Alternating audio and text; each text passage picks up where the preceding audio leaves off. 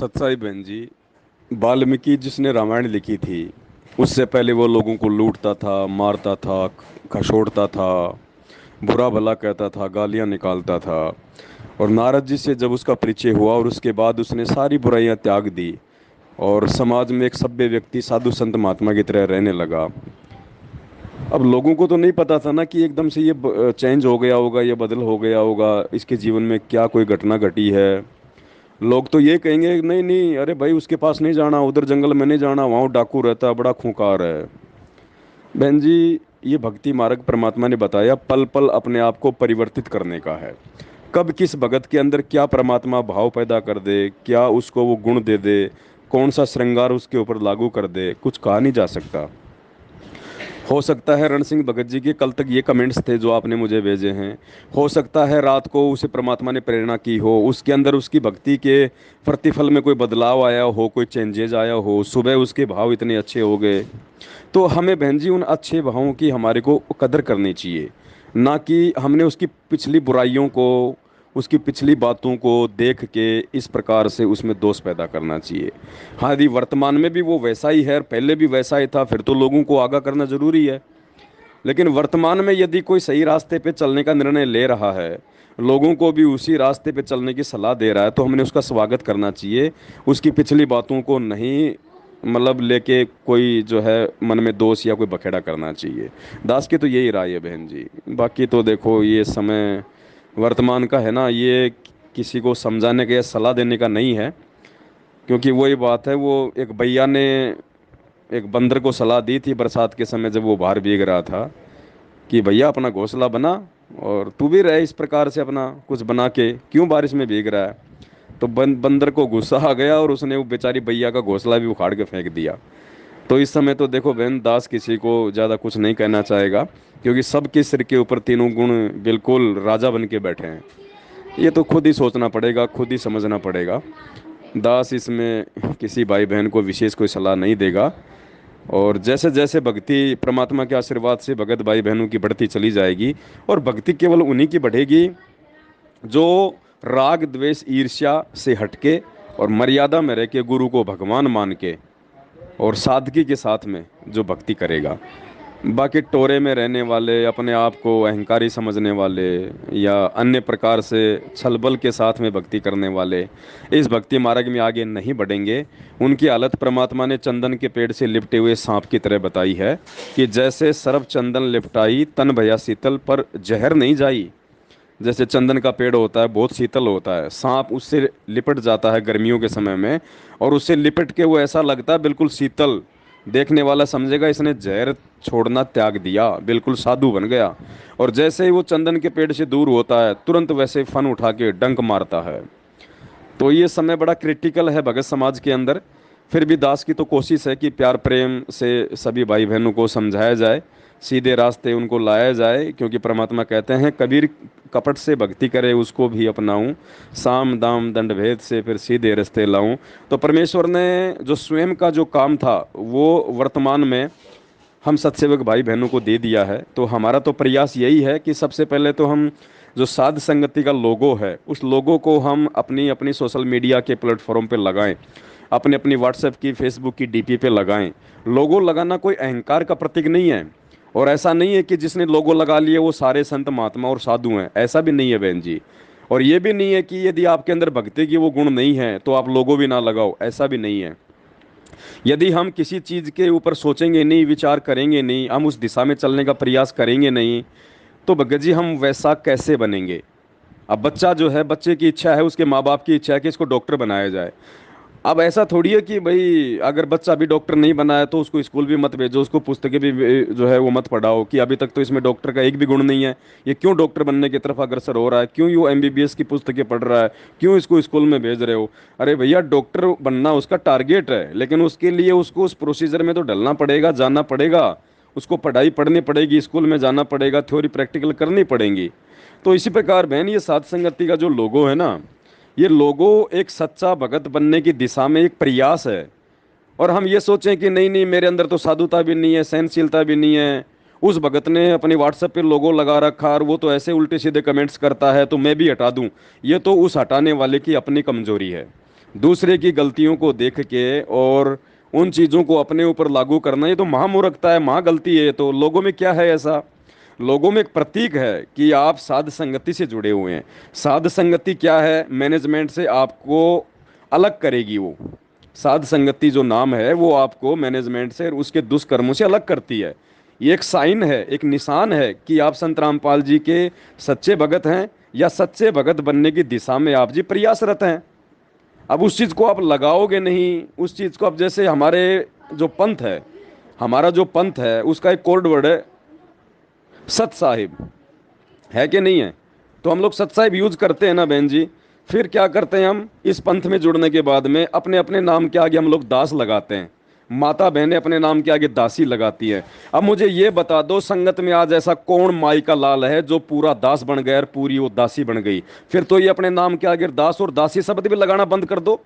अगर कोई भगत यदि अभी तक सत्सेवक नहीं बना है, गुरु जी की पूर्ण मर्यादा में नहीं आया है, और ये सोच के यदि कि मैं तो अभी भगत बना ही नहीं, मैं तो अभी सत्सेवकों वाली जो नियम मर्यादा है उसके अनुसार हूँ ही नहीं, या वो भगत जो है पूर्णतया से सत्सेवक नहीं है, हैं, और ये क्यों लगा रहे हो लोगो, ये लोगो लगाना ठीक नहीं है, ये लोगो लगा के सारे उल्टे सीधे काम कर रहे हो। तो मुझे ये बता दो कि आज भगत में कौन सा भगत तो दास बन गया और कौन सी बहन और माता दासी बन गई? फिर अपने नाम के आगे दास और दासी शब्द क्यों लगाते हो? फिर उसको भी हटा दो ना, उसकी क्या जरूरत पड़ गई फिर? अगर नहीं हटा सकते तो फिर ये सात संगति का लोगो अपने फेसबुक अपनी व्हाट्सएप से हटाना बेवकूफ़ी है, महामूर्खता है। ये परमेश्वर की छटनी है, 2022 है। परमात्मा ने इस दास के मुख से जो शब्द निकलवा दिए वो सर्वदा सत्य होंगे, क्योंकि परमात्मा ने दास को निमित्त बनाया है। ये मुझ नीच दो कोड़ी के पवन दास का अहंकार नहीं है, ये सत्यता है। जिसको अहंकार लगे वो अपना जाने, मुझे उन चीज़ों से कोई फर्क नहीं पड़ता है। लेकिन बहन जी, ये सत्यता है, ये हकीकत है, इसे मानना चाहे ना मानना।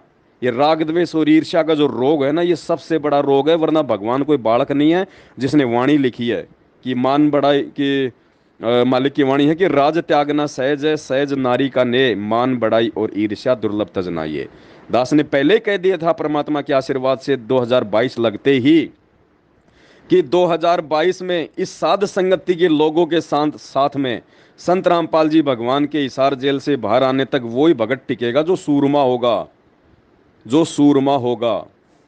वरना ये साध संगति का लोगो हर किसी आत्मा के द्वारा अपनी सोशल मीडिया पे लगाना कोई बच्चों का खेल नहीं है।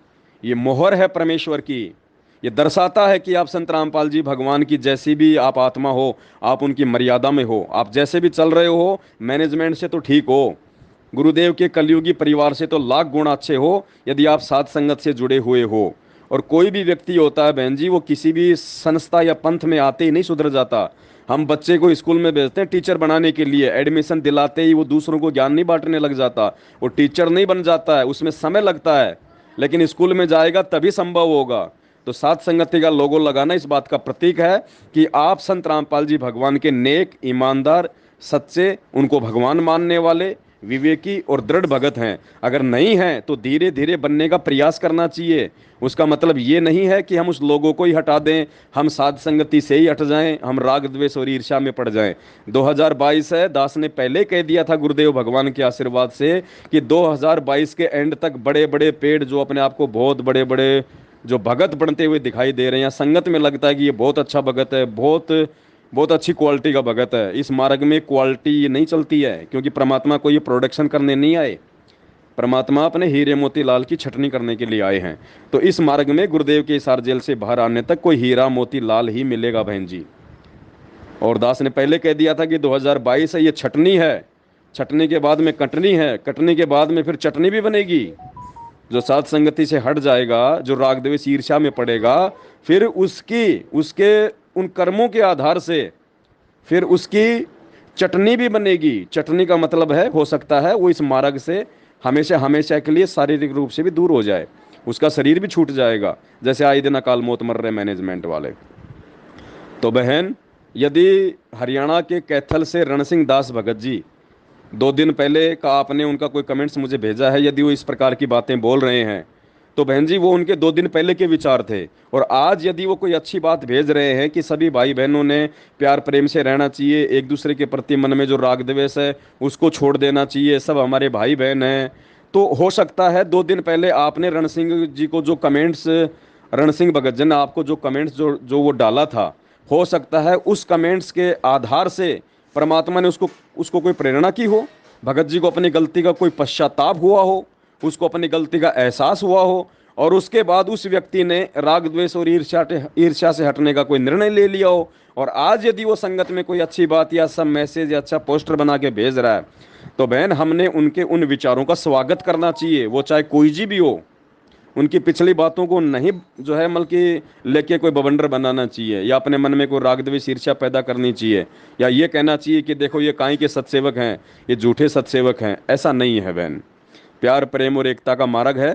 दास की वाणी थोड़ी कठोर है, थोड़ी ऊंची आवाज़ है, क्षमा चाहता हूँ बहन यदि मेरी आवाज़ से आपको ऐसा लगा हो तो। बाकी आप मेरी बहन हैं, और मैं तो ये कहता हूँ मेरी शरीर की 2 बहन हैं, आप उनसे भी लाख गुना बढ़ के मेरे लिए हैं। आज तक मेरे से आप जी के प्रति ऐसा कोई शब्द, ऐसी कोई भावना नहीं निकली है जब से आप इस मार्ग में दास के संपर्क में आई हो, और ना ही निकलेगी, चाहे आप इस मार्ग में रहो ना रहें, चाहे मैं रहूं या ना रहूं बहन जी। तो प्यार प्रेम और एकता का मार्ग है, इसमें अंत में हम सबको एक छतरी के नीचे आना पड़ेगा, आज नहीं तो कल।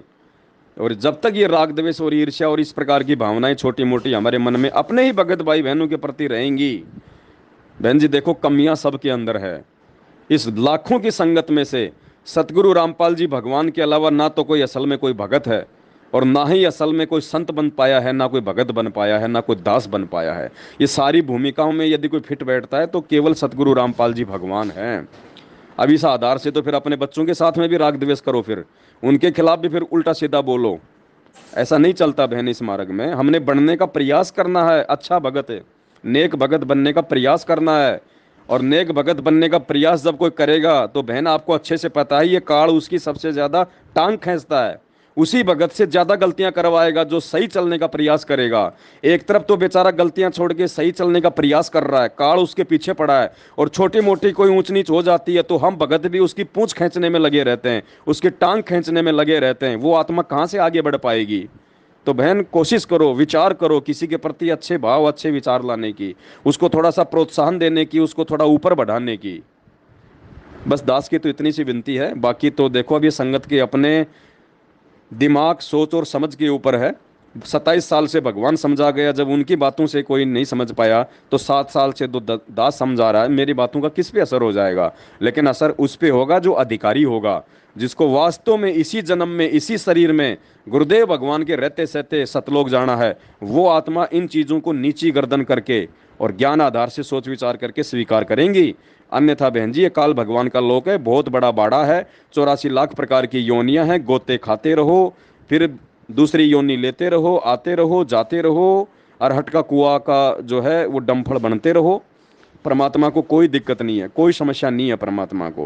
गुरुदेव कहते हैं कि मैं जब इस पृथ्वी पे आता हूँ संत रूप में ज्ञान देता हूँ, अगर एक आत्मा भी मेरे ज्ञान को सही प्रकार से समझ के अगर तन मन से सतलोक जाने के लिए तैयार हो जाती है तो मेरा मिशन सक्सेस हो जाता है। मुझे उन लाखों की भीड़ से कोई मतलब नहीं होता। परमात्मा कहते हैं अकलमंद एक गणा और बिना अकल के लाख।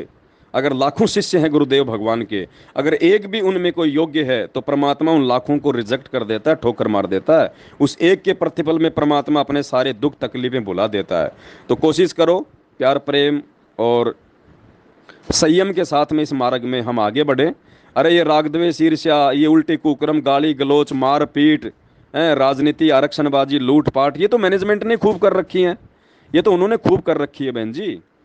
अब सात संगति से कोई जुड़ेगा तो एकदम से कोई साधु नहीं बन जाएगा, समय लगता है उसको बहन जी। सात संगति का मतलब ही है अपने आप को शुद्ध करना, ये एक मशीन है ये अपने आप को शुद्ध करने की।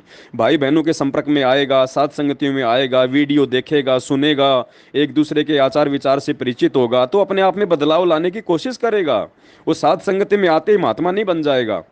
तो हमने भी थोड़ा संयम रखना चाहिए, किसी के भी किसी बात को लेके कोई कमेंट्स करने से पहले, उसके विचारों से किसी दूसरे को अवगत कराने से पहले। अब आपने मुझे उनका कमेंट्स उठा के मुझे डाला, अब आप ये क्या साबित करना चाहती हैं? मुझे क्या बताना चाहती हैं बताओ आप? क्या मुझे पता नहीं है इन सब बातों का? मैं तो खुद आधा अधूरा हूँ। मैं कब कह रहा हूँ कि मैं पवन दास में पूरा भगत हूँ? मैं तो सबसे बड़ा नीच हूँ, सबसे बड़ा नालायक हूँ। मैं तो भगत बनने का प्रयास कर रहा हूँ। मैं तो कोशिश करता हूँ कि भगवान दास को भगत बनाओ। मैं तो भगत भी नहीं हूँ भाई।